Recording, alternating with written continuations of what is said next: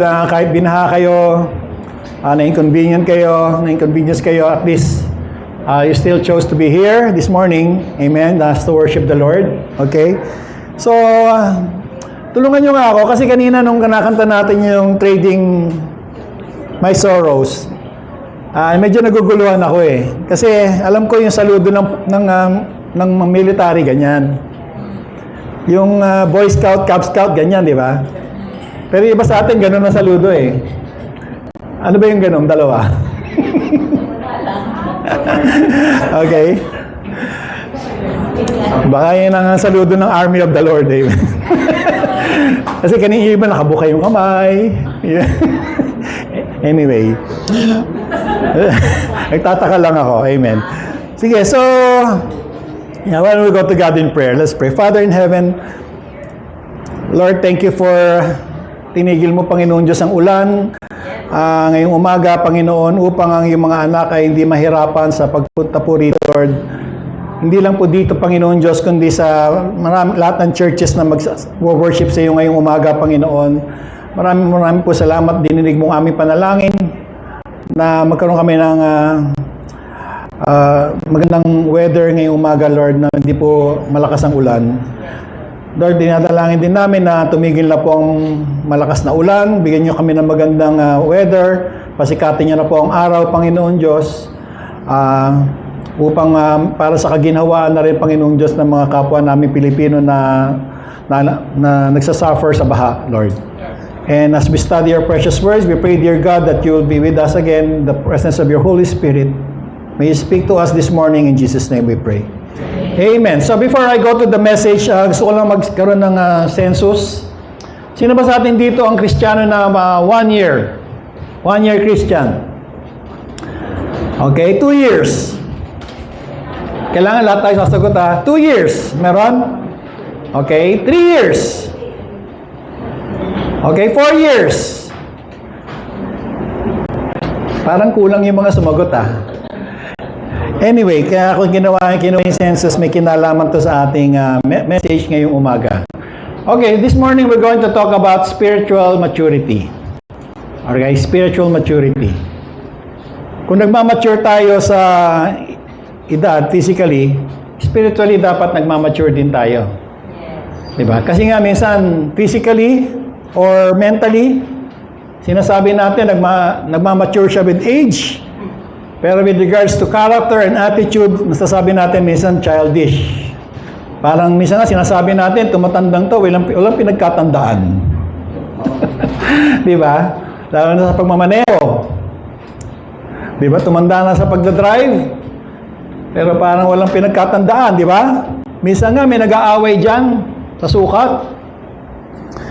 Binabundol kasing senior citizen. Okay? So sabi ng driver, ano ka ba? Tanda-tanda mo na, hindi ka pa marunong Ako, sabi niya, 20 taon na ako nagmamaneho. Ngayon lang ako nakabundol. Nagkaalit yung senior citizen. Ikaw ang hindi marunong, sabi niya. Ako, 4 na taon na tumatawid, ngayon lang ako nabundol. Iba, hindi natawa, hindi nag-gets. Naantok yata. Akatawa yung joke na yon. Okay. Oh.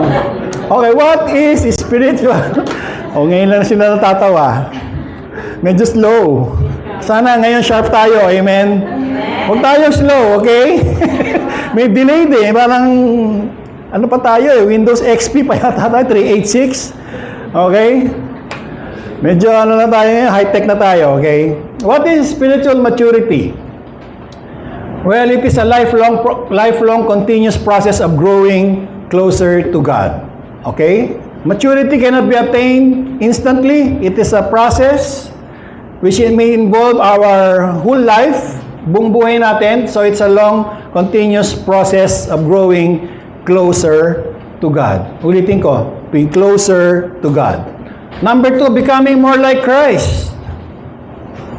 Okay, becoming that people will see us, will see Jesus in us, is a sign of us growing mature in regards to our spirituality. And number 3, learning to live by the guidance of the Holy Spirit. Spirit. As we mature in our spirituality, okay, the more that we are more discerning with regards to what the Holy Spirit leads us to do, okay, or what the Lord is willing for us, where we want to serve, okay. So that is spiritual maturity. Now we must distinguish what's the difference between spiritual growth and spiritual maturity. Okay, spiritual growth is the active, ongoing process of learning, changing, and developing faith.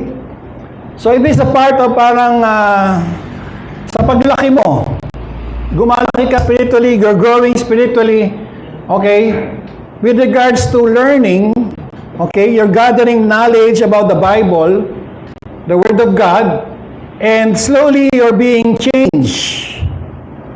Okay, the more that you learn about God, the more that you learn about the Word of God, the more that you become godly. Okay, and the more that you hear the Word of God, the more na nag-i-increase ang ating pananampalataya, because the faith comes from the message, and the message is heard through the Word of Christ. Okay?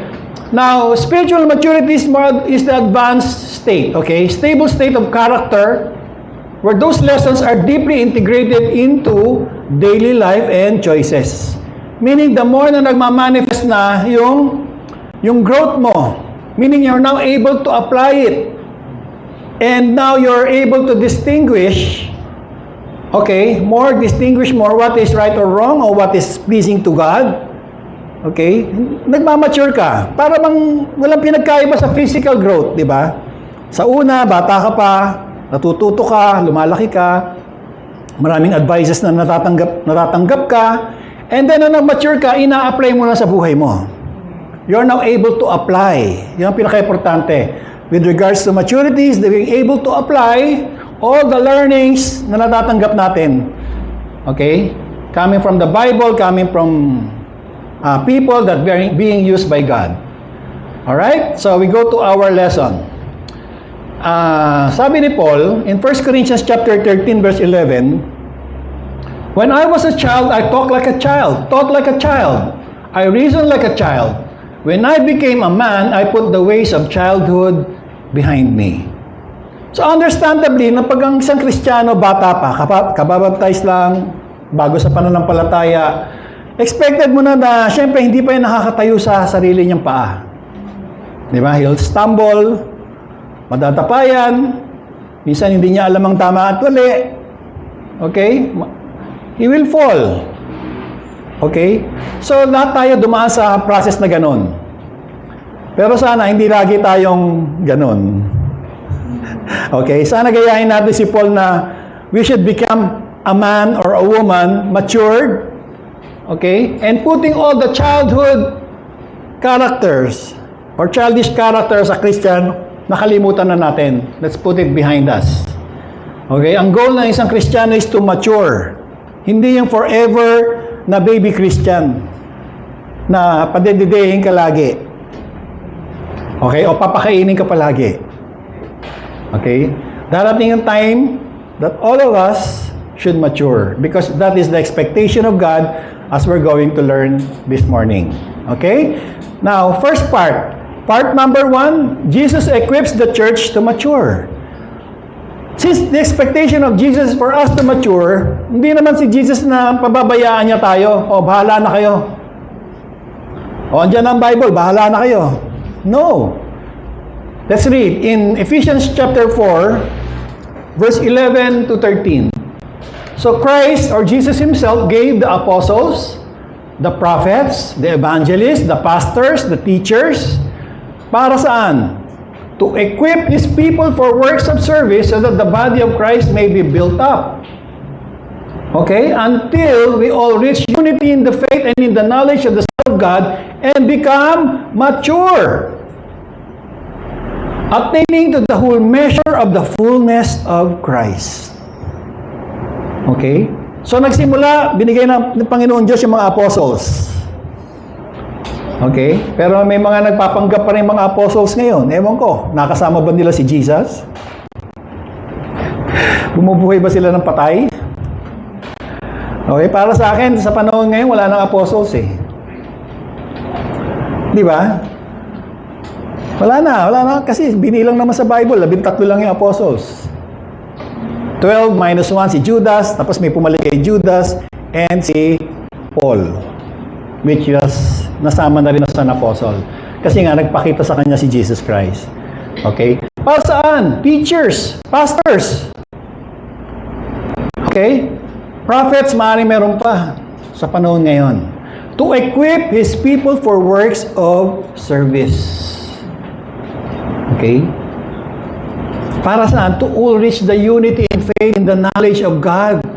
That is the way that we can attain, become mature. To reach the unity in faith and the knowledge, kailangan mapuno tayo ng knowledge of Word of God for us to mature. And that maturity, ang goal ng maturity na yan is what? To attain the whole measure of the fullness of Christ. Meaning to see Jesus in us. Okay? Suddenly, your heart becomes compassionate do sa mga wala pang relationship kay Jesus. Di ba si Jesus gano'n? Naaawa siya sa mga tao. Sana magkaroon tayo ng, ma-capture natin yung heart ni Jesus na gano'n, mag-mature tayo na, magkaroon tayo ng para bang mission, kung ano yung, what pleases God, gano'n din tayo, God wants all people to be saved as much as possible. Sana magkaroon din tayo ng heart na gano'n. Okay? Kasi gano'n ang heart ni Jesus eh. Pero sana ma-attain natin yung full measure of the fullness of Christ. Suddenly, kaya mo nang patawarin yung kaaway mo. Okay? Ganun yung pagiging Christ-like. Suddenly, nagiging prayerful ka na, gaya ni Jesus. Lagi siya nagdadasal pag umaga. Talagang he looks forward with his quiet time with his Father, with our Father. Okay? So that's the purpose. Jesus equips us. Okay? And then, tuloy natin, then we will no longer be infants. Okay? Hindi na tayo magiging baby. Tossed back and forth by the waves and blown here and there by every wind of teaching and by the cunning and craftiness of people in their deceitful scheming. Instead, speaking the truth in love, we will grow to become in every respect the mature body of Him who is the head, that is Christ. Alam nyo kasi, pagka young Christian, you're not full of the knowledge about the Word of God, madali ka masway. Tatandaan nyo si Arnel. Kung natatandaan nyo si Arnel, yung minsan lang umattend sa atin yun eh. Sa McDonald's pa. Tatandaan nyo. Nagkita kami sa Subic. Sabi ko, kamusta ka na Arnel? Sabi niya, dito na ako sa Subic. Sabi niya, dito ako sa brother ko. Kamusta na? Nakaka-attend ka pa ba sa church? Ay, sabi niya, nag-Muslim ako. Pareho lang naman pala. Sabi niya. Sabi ko, hindi pareho yun. Biglang na-offend siya na sinabi ko hindi pareho. Sabi, biglang mamadali, nagpapaalam na. Kasi kung mature ka, tapos sasabihin mo pareho lang ang Muslim at Kristyanismo, may problema tayo dyan. Kasi nga, pagka infant ka, nakarinig ka ng bagong turo, madali ka masway. Diba? Pero kung alam mo, ang pananampalataya mo, ang foundation, diba? Kaya nga tayo may first principles eh. Kaya nga tayo, bago natin i-baptize, nag-study tayo ng Bible eh. Kasi sa church dapat, there's one faith, iisa pinanampalataya natin, iisa ang doktrina natin, there's one hope, that is our Lord Jesus Christ, and one baptism. One faith, one hope, one baptism. Sa church. Okay, hindi tayo pwedeng magkakaiba tayo ng pinanampalatayaan. Kasi tayo mismo, magdedebate tayo dito. Pag-iba-iba paniniwala natin. Diba? Kailangan one faith, one hope. Unity nga eh. Unity in faith. Okay? So, kailangan talaga mga kapatid, hindi tayo basta-basta nadadaya. Baka mamaya may makausap pa yung mga nagbibigay ng ng pamphlet. Tapos, nakinig kayo. oh, mas maganda sa tenga tinuturo nito ah. Dito na lang tayo. Katinailong ko. Okay. Part 2. Spiritual maturity is a lifelong and continuous process. Yung binigay ko kanina sa inyong definition, okay, pagdadaanan natin, okay? So, in Hebrews chapter 5, verse 11 to 12, sabi ni Apostle Paul, we have much to say about this, but it is hard to make it clear to you because you no longer try to understand. Okay, so may pinapaintindi si Apostle Paul na hindi maintindihan ng mga listeners niya.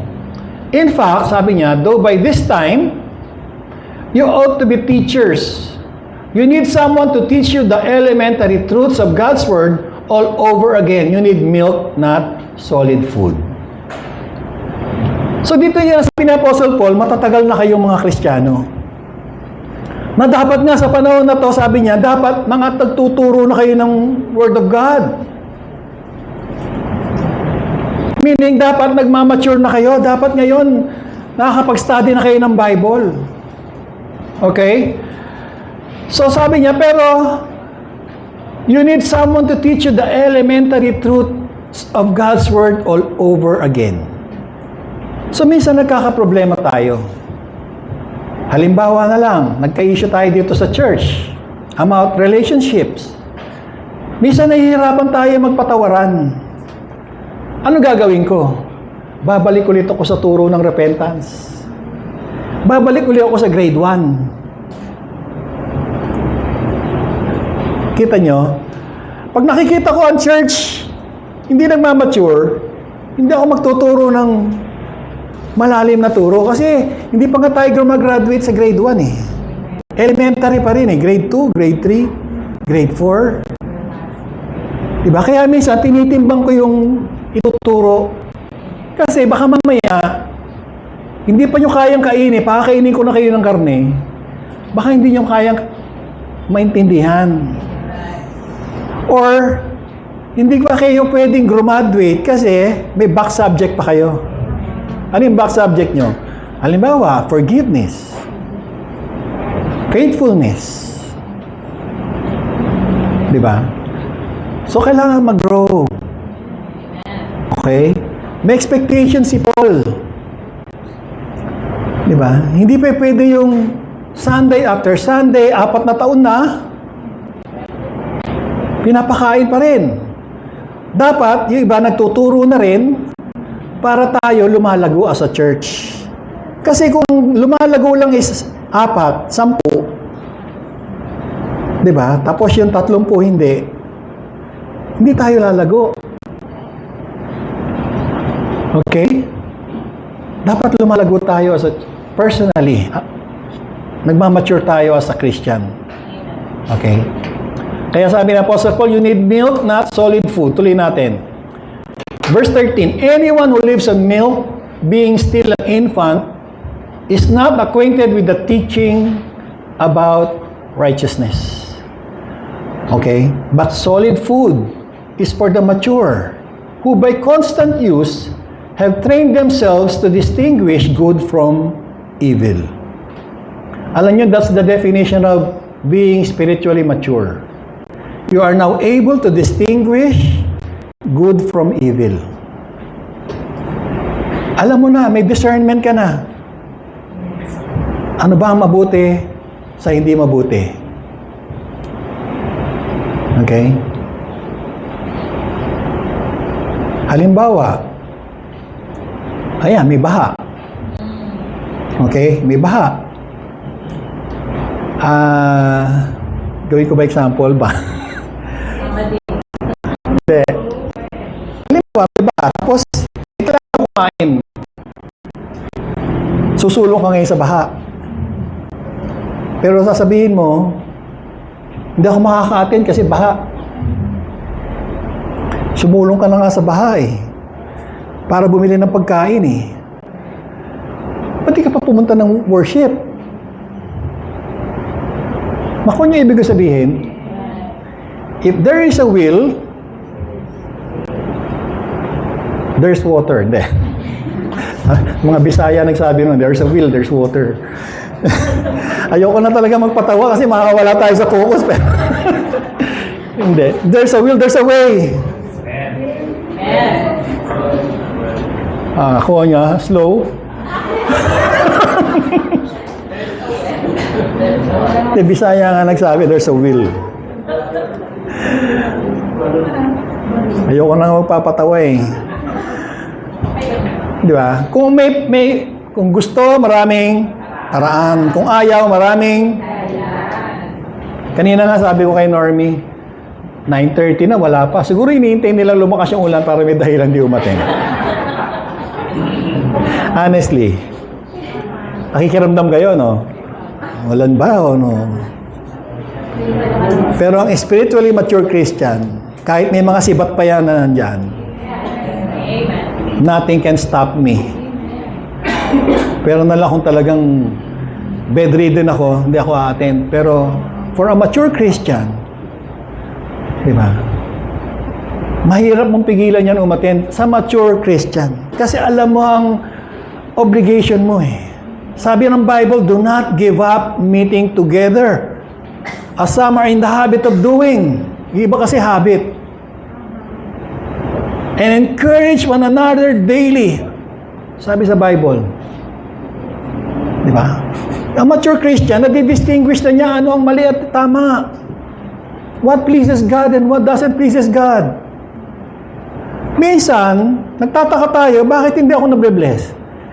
Eh, ikaw mismo ang kumukontra sa mga basic Bible principles.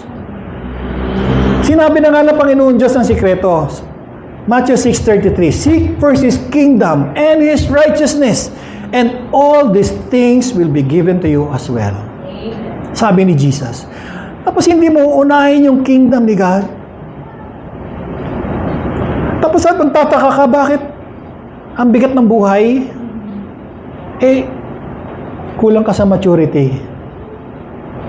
Ang mature Christian knows the biblical principles about prosperity, di ba? About peace in life, about paano siya hindi magwo-worry, paano siya hindi magiging anxious about life. That's mature Christian. Kasi he's now able to apply the learnings na natatanggap niya 1 year, 2 years, 3 years, 4 years na nakikinig ka, dapat ina-apply mo sa buhay mo. That is maturity. Pero yung narinig mo, nakalimutan mo na, tapos nahihirapan ka sumunod, that's not growing mature. Babalik ka uli sa elementary. May back subject ka. Okay? So dapat we are now able to distinguish, okay, what is right and what is wrong. Okay? Unforgiveness, that's going to block your prayers. Diba? Pag may unforgiveness ka sa heart mo, hindi makakarating ang panalangin mo sa heaven. Hindi magdadala ang anghel ng panalangin ng answered prayer sa iyo. Bakit? Diba? Ano nagse-separate sa atin between God? Sin. Sabi, the ear of God is not too dull to hear, but your iniquities have separated you from God. Kung naalala niyo yung study niyo. Di ba? My hand, mahabi ng Panginoon Diyos, my hand is not too short to bless you, but your iniquities, your sins have separated us from God. O, tapos hindi mo yun na-apply. Di ba? May magsasuffer ba yung blessing mo dahil lang sa unforgiveness? Hindi. Patawarin mo na yan. Ikaw din, pinatawad. Di ba? Hindi ako papatawarin pag hindi ako nagpatawad. As simple as that. Pero kung mature ka, kailangan ko magpatawad kasi hindi ako papatawarin. Malinaw sabi ni Jesus, di ba? If you cannot forgive those who sin against you, your heavenly Father will not forgive you. Malinaw na sinabi ni Jesus. Okay? Tingnan natin part 3, the parable of the barren fig tree. Maganda to. Okay, in Luke chapter 13, verse 6 to 7, then he told this parable. Kasi ang context nito, may kausap si Jesus about righteousness. Okay, about unrepentance. Then he told this parable. A man had a fig tree growing in his vineyard, and he went to look for fruit on it, but did not find any. So he said to the man who took care of the vineyard, "For 3 years now I've been coming to look for fruit on this fig tree, and haven't found any. Cut it down. Why should it use up the soil?"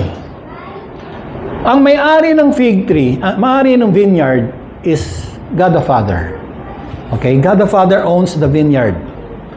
Now, and God the Father is looking for fruit. So, humahanap ang Ama ng bunga sa atin. Tayo yung mga nakatanim. Okay? Now, so he said to the man who took care of the vineyard, so who's the gardener? Si Jesus. Okay, so God owns the vineyard. We are the vine. Tayo yung pananim. Okay? And Jesus is the gardener. Okay? So he said to the gardener, to the man who took care of the vineyard, 3 taon na. For 3 years now, I've been coming to look for fruit on this fig tree, and I haven't found any. Anong sabi ng Diyos Ama? Cut it down. Why should it use up the soil? Okay? Makes sense, right? Kahit kayo siguro, pagka mayroon kayong garden, halimbawa yung 6 namumunga, yung 4 hindi, ano gagawin nyo? Tatagpasin nyo na yung 4, di ba? Sayang lang yung kinakain niya yung nutrients ng soil. Inaagaw niya yung, may kaagaw yung 6 na namumunga ng nutrients na soil, so tataspisin yan. Ganon din ang ating Diyos Ama. Our God, He is gracious, but there is some extent. He is patient, but there is a certain extent. Okay? Naghahanap siya ng bunga sa atin. Ano yung mga bunga na yun? The fruit of the Spirit. Are you growing in your love, joy, peace, patience, gentleness, kindness, self-control? Nag-grow ba tayo with regards to the fruit of the Spirit? Are we growing in our love, in patience, kindness, gentleness, goodness, self-control? Self-control? O mabilis pa rin uminit ang ulo natin? Diba? Mabilis tayo mag-react. Konting nabangga ka lang ng konti. Tatapakan lang yung paa mo. Diba? Nasingitan ka sa pila. Diba? Nagagalit ba tayo kaagad? Tandaan natin, God is looking for fruit in us. Okay? Tinitignan ng Panginoon Diyos. Yung anak ko na to, may bunga na ba? Nagbago na ba? Loving na ba siya ngayon? Kind na ba siya ngayon? Okay? Is he gentle now? Okay? Sabi ni Jesus, "Sir," the man replied, "leave it alone for 1 more year, and I'll dig around it and fertilize it. If it bears fruit next year, fine. If not, then cut it down." Okay, 3 years. Kaya nga, nag-census ako kanina eh. Sino ba sa atin dito yung 3 years and above? Oh, so, kanina yun. Di ba?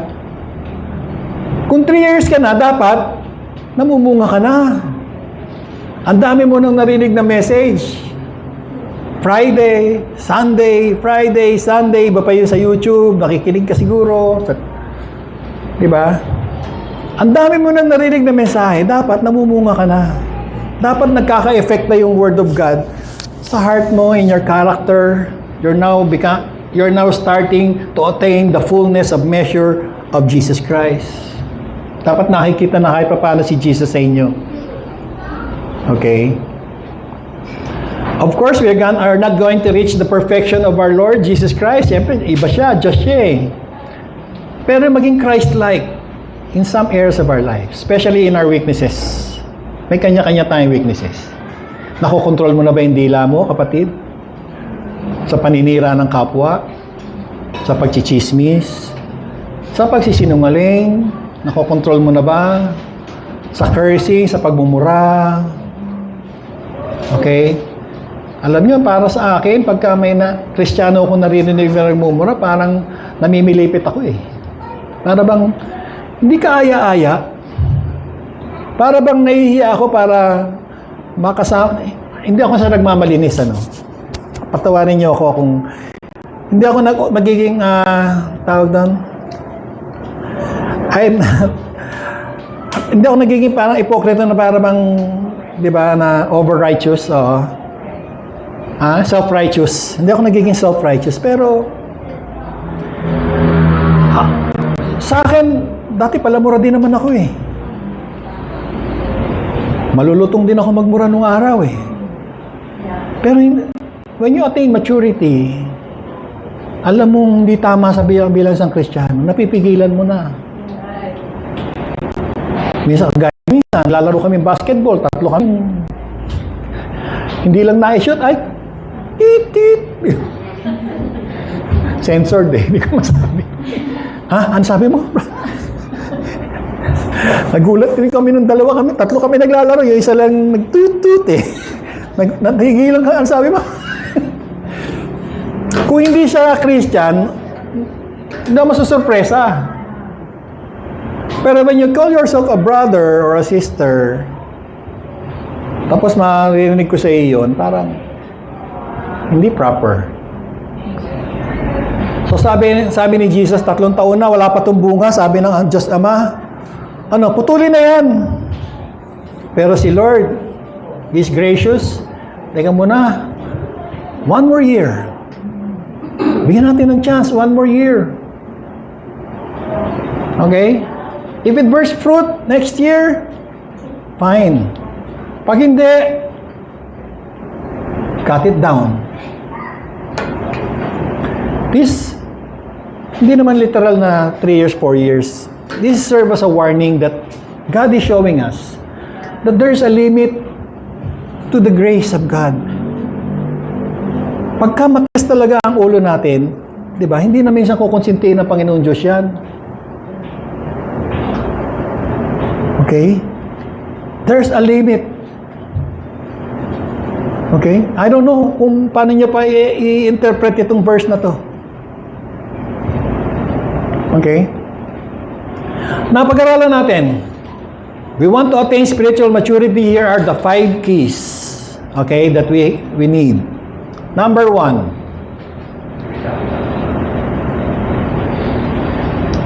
Studying the Bible. Very basic. Okay? Read and study Scripture every day. Use God's Word to guide your choices. Okay? And meditate on biblical truths to gain wisdom and fight temptation. Okay? Read and study. Hindi lang yung reading, but studying, trying to understand it. Paano ko mai-apply ito sa buhay ko? Hindi lang yung magbabasa tayo, kapatid. Application is more important, is also important. Okay? Very basic. Okay? Number 2, prayer. Again, very basic. Kumbaga sa back to the basics lang eh. Okay? You talk and listen to God regularly through prayer. Share your needs, fears, and thanksgiving to God. And build a steady habit of quiet time to stay close to God. Okay? Sabi nga ni Brother Kiv, hindi naman niya kailangan na para maging habitual na parang automatic. Pag napatingin ka lang sa langit, di ba? Talk to God. Ako nga, minsan para akong baliw. Nakatingin ko sa langit, nataas ko kamay ko kasi nakakausap ko ang Panginoon Diyos. Okay? Kung totoo ang Diyos sa buhay mo, di ba? Whenever the Holy Spirit urges you to worship God and praise God and talk to God, doesn't matter where you are. Huwag kang mahiya. Okay? Minsan nga, there's a time in my life, noong nagko-commute pa ako noon, minsan, masaya-masaya ako, naglalakad ako ng patalon-talon pa ako while worshiping God. Di ba? Make the Lord, worship the Lord alive in your life. Make God real in your life. Hindi yung para lang siyang imagination sa buhay natin na para bang ini-imagine lang natin na may Diyos. But make God real in your lives. Natutuo ang Diyos na sa buhay natin. That there's a relationship between you and God. Okay? Develop that relationship. Draw closer to God by constant communication. To worship, to prayer, diba? Meditating on God's Word. Very basic, mga kapatid. Very basic. Number 3, walking in the Holy Spirit. Let the Holy Spirit lead your daily life step by step. Turn away from old habits and let your heart change. Okay, show the fruit of the Spirit like love, joy, peace, patience, gentleness, kindness, and self-control. Okay, let's be Spirit-led. Okay, wag natin hayaan yung old character natin na siyang nangunguna pa rin sa buhay natin. Yung wag natin yung mayaan naman pusong matigas natin yung pa rin. Wag natin hayaan na lalabas tayo sa kwartong ito ngayong araw na to na hindi tayo nagbabago. Okay? Sana, mga kapatid, sa mensahe ito, lalabas tayo sa kwartong to na meron tayong na-develop na conviction, I want to grow spiritually. I've spent so much time hearing the Word of God, and I want to change. I want to change to become a more mature Christian. Gusto ko magbago ako. Gusto ko maging mature Christian ako. Sana nga paglabas natin sa kwartong to, ma-develop natin yung conviction na yun. Tama na yung paglalaro. Tama na yung pagiging baby. Tama na yung gatas. Gusto natin ng solid food. Tama na yung babalik-balik sa back subject ng elementary. Tama na yung grade 1. Tama na yan. Pumunta na tayo high school. Pumunta tayo sa... Wala pala high school ngayon. Pumunta na tayo sa college. Hanggang sa graduate tayo. Amen, Gian. Okay? Amen ba, mga kapatid? Amen. Gia, nauna na. Victory. Diba? Utang na loob. Para sa inyo to, mga kapatid. Hindi para sa akin to. Number 4, showing humility. Let go of pride and admit when you fall short. Be quick to repent and ask for forgiveness. Stay open and willing to receive correction from God and others. Sana, pagka nire-rebuke tayo, pag pinagsasabihan tayo, magkaroon ka na ng malambot na puso. Diba? Hindi yung pinaglalaban mo pa rin yung pride natin, yung fried chicken. Diba? Amen. Amen. Hindi naman nakakain yan. Diba? Sana maging kagaya tayo ni Jesus. Diba? And nga, attaining the full measure of Christ. Even at the cross. Even at the cross. Jesus dying, ano sabi niya? Father, forgive them, for they do not know what they're doing. Even at the cross. Yung mga nagpahirap sa Kanya, ano sabi niya? Ama, patawarin mo sila. Tapos tayo, hindi tayo makapagpatawad. Diba? Sana yung humility. Makita man yun. Sana yun ang unang maging bunga sa puso natin. It will go a long way. Because God exalts those who humble themselves. Ang nagpapakumbaba, itinataas ng Panginoon Diyos. At ang nagmamataas, ibinababa ng Panginoon. Diba? Pag natatandaan mo yan, that's maturity. Kasi, you know how to behave You know how to deal with other people. Diba? Show humility. Stay open and willing to receive correction from God and from others. Be quick to repent and ask for forgiveness. Bago ka lang matulog sa gabi, di ba? Bago ka matulog sa gabi, examine your heart. Pag naalala mo, meron kang nakaaway, ay Lord, nga pala, so mamaloob ko dun sa ganito, patawarin mo ako, Panginoon. O ano na pumasok sa isip ko. Ganun lang. Di ba? Sa napag-aralan natin, do not let the sun go down while you're angry. Do not give the devil a foothold. Okay? Number 5, serving others. Help people around you with a pure and kind heart. Look out for the needs of others before your own desires. Give your time and love without expecting any reward. Alam niyo, pagka nagsimula ka na mag-serve sa other people, mawawala yung focus sa sarili mo eh. Wala kang time para sa fried chicken when you start serving other people. Okay? Alin, tignan nga natin ano ba uli ginawa ni Jesus. Hinugasan niya yung paa ng kanyang mga disciples. Para ipakita that we should be humble. E tandaan natin mga kapatid, ang paa nung araw, hindi kagaya ng paa natin ngayon kasi nakasapatos at medyas tayo.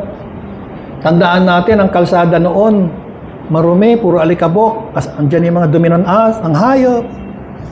So, nakasandalyas lang sila. So, napakarurumi ng paa na hinugasan ni Jesus. Pero makikita mo yung humility ng ating Panginoong Yesus. Di ba? Tapos tayo, di ba? Masyado mataas tingin natin sa sarili natin. As if ang taas-taas natin. Di ba?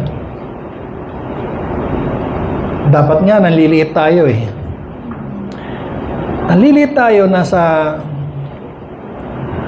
dami-dami ng creation ng Panginoon Diyos. Kaya nga sabi nung sinulat sa Bible, what is man that you are mindful of him? Kasi tumingin yung writer sa langit. Ang daming stars, ang daming creation, bundok, lahat. Tapos yung tao, kung sino pa yung pasaway, siya pa yung mahal na ng Panginoon Diyos. Kaya nagtataka yung writer, what is man that you are mindful of him? Bakit minamahal mo itong mga matitigas na ulo na to?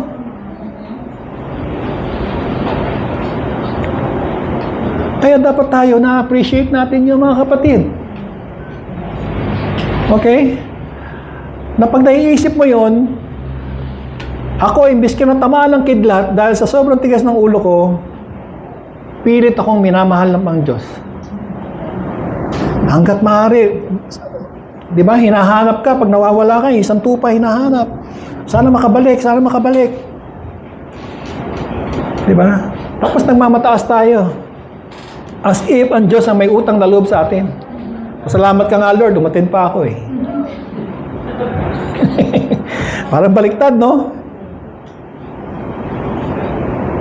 Dapat pasalamat ako, Lord, may pagkakataon akong maka-attend. Makakapag-worship na naman ako, makakakanta na naman ako sa iyo, Lord. Dapat excited ka nga eh. Eh kaso, hinihintay mo yung malakas na ulan.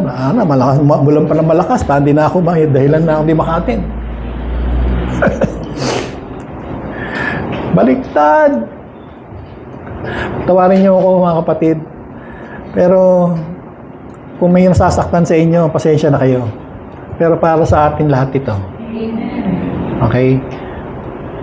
Lastly, in Philippians chapter 3, verse 12 to 13, sabi ni Apostle Paul, not that I have already obtained all this, or have already arrived at my goal.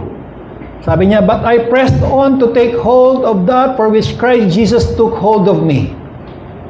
Brothers and sisters, sabi niya, I do not consider myself yet to have taken hold of it, But one thing I do. Ano sabi niya? Forgetting what is behind and straining toward what is ahead. I press on toward the goal to win the prize for which God has called me heavenward in Christ Jesus. Sabi ni Apostle Paul, ako hindi ko pa na-attain yung spiritual maturity. Si Apostle Paul na to Pero sabi niya, hindi ko pa na-attain yun. Pero I pressed on. Nagsusumikap pa rin siya na makuha niya yung goal niya to become Christ-like. Okay? Sabi niya, one thing I do. So whenever he fall, ano sinasabi niya? Humihingi siya ng tawad, and then, kinakalimutan na niya yon. Kalimutan, nagkamali siya. Di ba? Kinakalimutan na niya. Ano gagawin niya? Erase, erase, erase. And then I just continue to strain forward, and what is ahead, doon siya nakafocus. Okay? I press on toward the goal to win the prize for which God has called me heavenward. Sana ganun tayo mga kapatid. Simula ngayon, kalimutan na natin yung mga nakaraan. Yung pagiging tamad natin, na magbasa ng quiet time, pagiging selfish natin, makasarili lang tayo, start serving other people, start serving your family members. Diba? Sa bahay, maging serving tayo. Okay, serve one another, love one another. Kalimutan natin nakaraan, magsimula tayo ng bago. Sabi ko nga sana, pag alis natin mamaya sa kwarto na to, pag uwi natin, sana magkaroon tayo ng bagong goal, bagong conviction. Amen. To mature in our Christian faith. Tama na yung paglaro-laro. We're not playing around. God is expecting us to bear fruit. Naghahanap ang Diyos Ama ng spiritual fruit sa atin. Tears. Wala pa rin. Sabi ni Jesus, one more year. Okay? Let's not test the faith. Let's not test the patience of God in our lives. Okay? While it is cold today, sabi sa Bible, while it is cold today, do not harden your hearts. Because today can start a new beginning para sa bawat sa atin. Okay mga kapatid?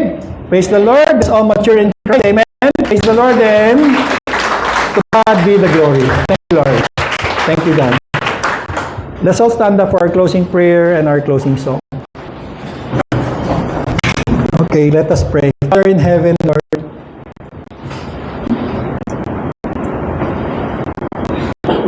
dear God, thank you so much for the wonderful lesson you've given us, Lord.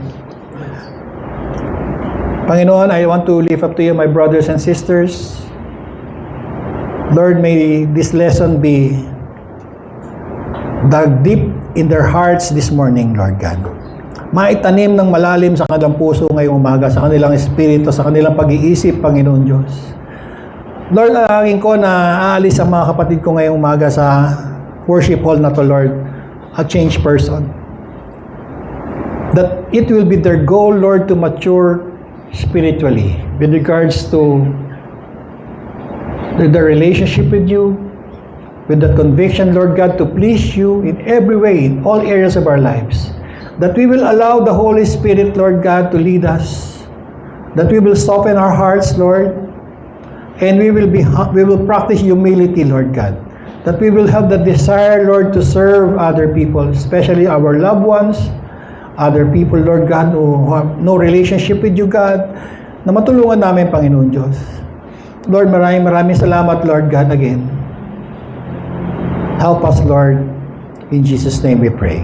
Amen and amen. God bless us all.